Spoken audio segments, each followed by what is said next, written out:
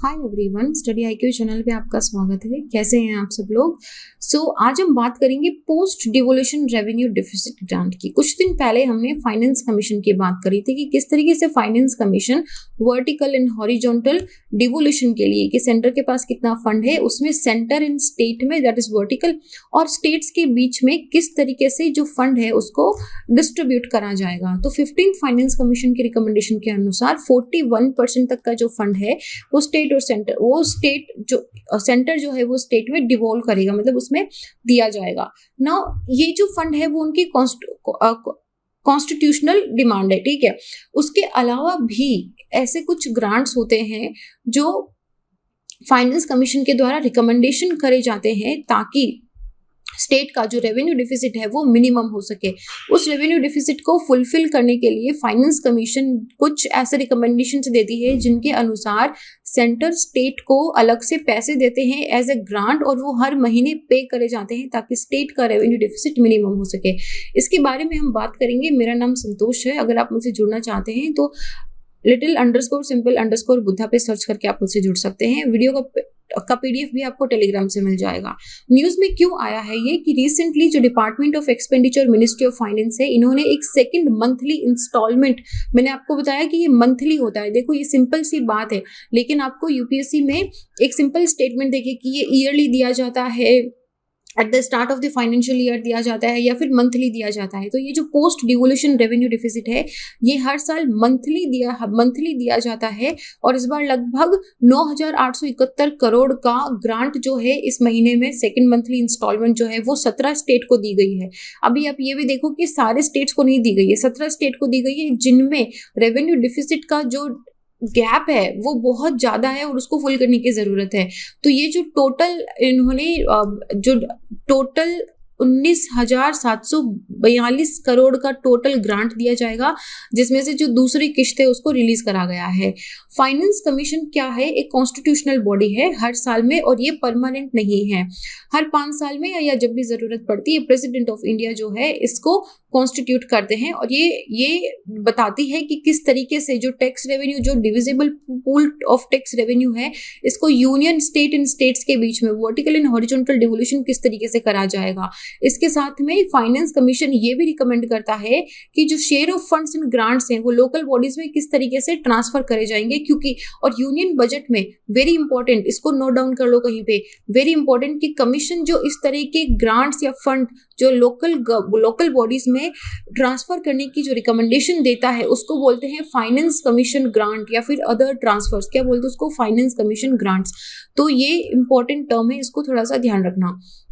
अच्छा, 73rd constitutional amendment के अंदर सेंटर एंड स्टेट दोनों ने ये डिसाइड कर लिया था कि हम पंचायती राज को एज ए सेल्फ गवर्नेंस को की तरह इवॉल्व करेंगे, जिसमें we will assign them funds, functions and the functionaries. तो ऐसे में जो फाइनेंस कमीशन ग्रांट्स, मतलब जो लोकल बॉडीज को फंड्स एंड ग्रांट्स दिए जा रहे हैं, वो फाइनेंस कमीशन की रिकमेंडेशन पे जाते हैं, यूनियन बजट के अंदर उसको प्रोवाइड कराया जाता है, अलॉन्ग विद की स्टेट डिजास्टर रिलीफ फंड भी दिया जाता है। और अगर स्टेट को डिवोल्यूशन ऑफ टैक्स होने के बाद में अगर सेंटर को लगता है कि भाई इनका जो रेवेन्यू डिफिसिट है वो बहुत ज्यादा है, तो इस तरीके किसी भी तरह के रेवेन्यू डिफिसिट गैप को कम करने के लिए भी पोस्ट डिवोल्यूशन रेवेन्यू डिफिसिट दिया जाता है। तो पोस्ट डिवोल्यूशन क्या है कि डिवोल्यूशन तो कर दिया है, जो हम 41% डिवोल्यूशन की बात कर रहे हैं कि भाई ये हमने सेंटर, स्टेट और स्टेट के बीच में उसको डिवाइड कर दिया है हमारे मेथड एंड फॉर्मूला से। उसके बाद में उसके अतिरिक्त एक अलग से फंड दिया जाता है जो आर्टिकल 275 के अंडर आता है। आर्टिकल 275 ऑफ द कॉन्स्टिट्यूशन बोलता है कि सेंटर को देना पड़ेगा post devolution revenue deficit grant state को। तो ये जो ग्रांट है ये फाइनेंस कमीशन की रिकमेंडेशन पे मंथली स्टेटमेंट में जाता है, जो स्टेट के रेवेन्यू अकाउंट्स में जो गैप है उसको फुलफिल करता है। 15th फाइनेंस कमीशन ने ये post devolution revenue deficit grant जो है ये लगभग मोर देन 3 ट्रिलियन का रिकमेंड करा था, जो for the 5 year like financial year 2026 तक। आपको ये पता होगा कि ये फाइनेंशियल ईयर 2021-22 से लेके फाइनेंशियल ईयर 2025-26 तक के रिकमेंडेशंस फाइनेंस कमीशन ने दिए हैं। तो ये जो नंबर ऑफ स्टेट है कि सबको नहीं मिलता। ये जो नंबर ऑफ स्टेट हैं जिन जो रेवेन्यू डिफिसिट ग्रांट के लिए मिलते हैं ये डिक्रीज होते जा रहे हैं। 2000 फाइनेंशियल ईयर 2022 में बोल रहे हैं कि अब 17 स्टेट को दो, उसके बाद में 2026 तक सिर्फ 6 स्टेट को ये रेवेन्यू डिफिसिट ग्रांट दिया जाएगा। एलिजिबिलिटी क्या है स्टेट की, सारे स्टेट क्यों नहीं मिल सकते? देखो इसमें किस स्टेट को ग्रांट मिलेगा, कितना ग्रांट मिलेगा, ये सारी चीजें जो है वो फाइनेंस कमीशन डिसाइड करता है। और वो किस चीज पे डिसाइड करता है कि स्टेट का रेवेन्यू और एक्सपेंडिचर में गैप कितना है। बहुत सारे स्टेट ऐसे हैं जिनमें रेवेन्यू जनरेशन बहुत कम है लेकिन एक्सपेंडिचर बहुत ज्यादा है, तो उनका जो रेवेन्यू डिफिसिट है मतलब खर्च बहुत ज्यादा है, कमाई बहुत कम है, तो उनका ये जो गैप है उसको फुलफिल करने के लिए उनको उस क्राइटेरिया में रखा जाएगा और उनको post devolution revenue deficit grant दिया जाता है। तो फाइनेंस कमीशन के जो ग्रांट हैं वो जनरली हम 4 सब हेड में डिवाइड करते हैं। पहला तो जो रूरल लोकल बॉडीज के लिए जिसको फाइनेंस कमीशन ग्रांट बोलते हैं, इसमें जो फाइनेंस कमीशन है वो रिकमेंड करता है कि लोकल बॉडीज को इतना पैसा मिलना चाहिए, एडिक्वेटली फंडेड होनी चाहिए। तो ध्यान से सुनो, यहाँ पे nearly half of the finance commission grant जो है वो विलेज लोकल बॉडीज को जाते हैं। सबसे ज्यादा ग्रांट लोकल बॉडीज को मिलता है, फर्स्ट नंबर पे आती है ये। उसके बाद में अर्बन लोकल बॉडीज जो म्यूनिसिपलिटीज हैं, जो म्यूनिसिपल काउंसिल्स हैं, उनको भी फाइनेंस कमीशन ग्रांट का एक बहुत बड़ा चंक मिलता है। आफ्टर किसके बाद में रूरल लोकल बॉडीज और पोस्ट डिवोल्यूशन के बाद में ये थर्ड नंबर पे आती हैं। सबसे ज्यादा ग्रांट मिलता है लोकल बॉडीज को, उसके बाद ग्रांट मिलता है पोस्ट डिवोल्यूशन रेवेन्यू फंड को। तो ये वो कंपनसेशन है जो स्टेट को हो रहा है अगर किसी भी तरह का रेवेन्यू डिफिसिट हो रहा है तो, और ये सेकंड लार्जेस्ट बड़ा चंक बनाती है फाइनेंस कमीशन ट्रांसफर के अंदर। याद रखना है सबसे बड़ा फाइनेंस कमीशन ट्रांसफर का सबसे बड़ा चंक जाता है लोकल बॉडीज में, उसके बाद जाता है स्टेट के रेवेन्यू डिफिसिट के लिए, उसके बाद जाता है लोकल बॉडीज में, और फिर हो गया कि जैसे ये जो हमारा स्टेट डिजास्टर रिलीफ फंड है इसको भी फंड दिया जाता है, and that is in addition to national disaster management authority है। ये भी अगर कोई टेक्निकल हेल्प हो गई, कोई असिस्टेंट हो गया है, तो वो असिस्टेंस के अलावा स्टेट डिजास्टर रिलीफ को भी पैसे मिलते हैं। इसके अलावा कुछ और भी ऐसे ट्रांसफर हैं जो स्टेट को करे जाते हैं। तो उन 4 के अलावा स्टेट जो एक बहुत बड़ा कंसिडरेबल सम जो है वो स्टेट और वनरेबल ग्रुप दोनों को, ऐसा नहीं है कि सिर्फ स्टेट को दे रहा है, क्या ऐसे जो ग्रुप भी हैं जिनको पैसे की जरूरत है सरकार उनको भी ग्रांट देती है। जैसे कि जो एनडीआरएफ है सेपरेट फ्रॉम द ग्रांट, इस ग्रांट के अलावा भी एनडीएमए जो है ये इसको असिस्टेंट दिया जाता है। इसके अलावा जो north eastern regions and Sikkim है इसको सेंट्रल पूल ऑफ रिसोर्सेज में से निकाल के एक ग्रांट दिया जाता है।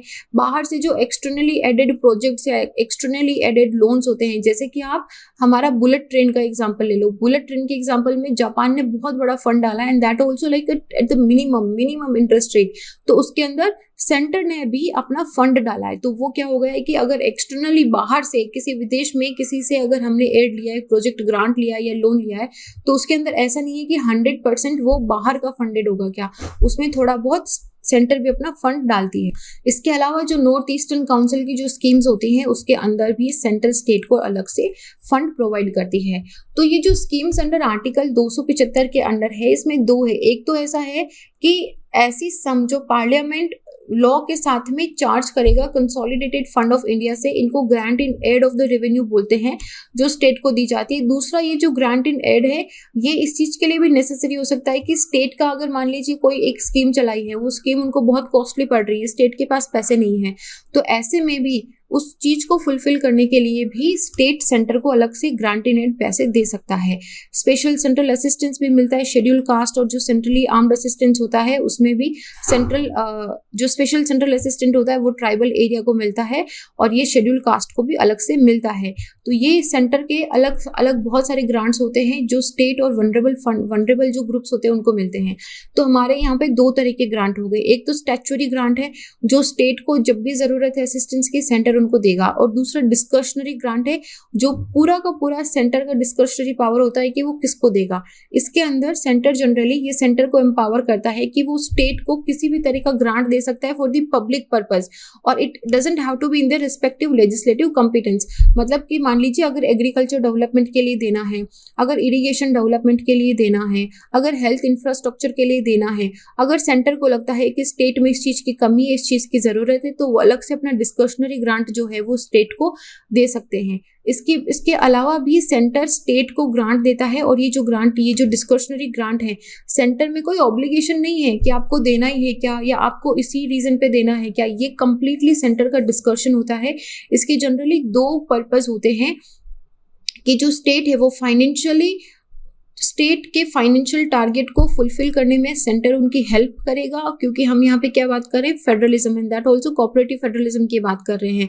और इसके साथ में सेंटर को ये थोड़ा सा लेवरेज भी देता है कि वो स्टेट के जो एक्शंस है उनको थोड़ा सा इन्फ्लुएंस एंड कोऑर्डिनेट कर सके। जैसे कि स्वच्छ भारत स्कीम हो गई है, जैसे कि नेशनल हेल्थ मिशन है, तो उसमें क्या करेगा, सेंटर अलग से थोड़ा ग्रांट इन एड देगा ताकि स्टेट में इस तरह के ज़्यादा से ज़्यादा एफर्ट हो, सेंटर की जो स्कीम्स हैं उसको अच्छे से इम्प्लीमेंट हो सके, तो इसके लिए भी सेंटर ग्रांट देता है। तो 2 चीजें हो गई कि स्टेट को फाइनेंशियली उसके प्लान फुलफिल करने में, और दूसरा सेंटर खुद अपना थोड़ा सा इन्फ्लुएंस और स्टेट के जो एक्शन है उनके साथ कोऑर्डिनेट करने के लिए ग्रांट इन एड्स देता है।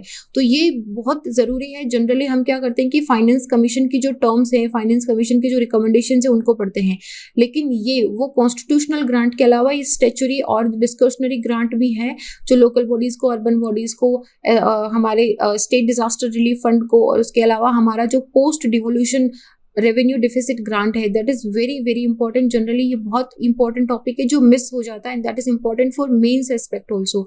तो आई होप आपको समझ आ गया होगा कि क्या है, कि किस तरीके से स्टेट के अंदर अगर पैसे कम आ रहे हैं, मतलब अगर रिसीट कम हो रही है, एक्सपेंडिचर बहुत ज़्यादा हो रहा है, तो उनका रेवेन्यू डिफिसिट बढ़ता जाता है। तो उस रेवेन्यू डिफिसिट को फुलफिल करने के लिए, स्टेट की हेल्प करने के लिए सेंटर अलग से उनको पैसे देता है, and that is over and above जो उनका डिवोल्यूशन हुआ है। 40% तो दे दिया, उसके अलावा अलग जो पैसे दिए जा रहे हैं, हम वहाँ पे इन ग्रांट एंड एड्स की बात कर रहे हैं। सो this is it. So I hope आपको समझ आ गया होगा। वीडियो का PDF आपको टेलीग्राम से मिल जाएगा, यहाँ से उठा के एक बार इसको रिवाइज कर लेना। अगर आपको UPSC से रिलेटेड कोई क्वेश्चन है तो आप मुझे यहाँ पे मैसेज भी ड्रॉप कर सकते हो। And this is it. अपना ध्यान रखिए, डबल मास्क पहनिए, बाहर मत निकलिए, वैक्सीन लगवा लीजिए, वेरी वेरी इंपॉर्टेंट। और वैक्सीन लगा के भी लापरवाह मत बनिए, डबल मास्क हमेशा रखिए, क्योंकि लाइक इवन दो केसेस थोड़े से सुनने में आया कि फॉलो हो रहे हैं, but still we don't know the third wave might come. जैसे हम अगर थोड़े से भी लेजी हो गए ना, तो मतलब अगर थोड़ा सा भी फॉर ग्रांटेड ले लिया कि अब तो सब ठीक हो गया है, जैसा पहले हो गया था, but then sudden a wave can come and it has what havoc on our health infrastructure in the people's life. तो be very careful, be a very very responsible citizen. अपना भी ध्यान रखिए, अपने आसपास वालों का भी ध्यान रखिए। So this is it. I will see you guys in the next video. Till then be happy. जय हिंद।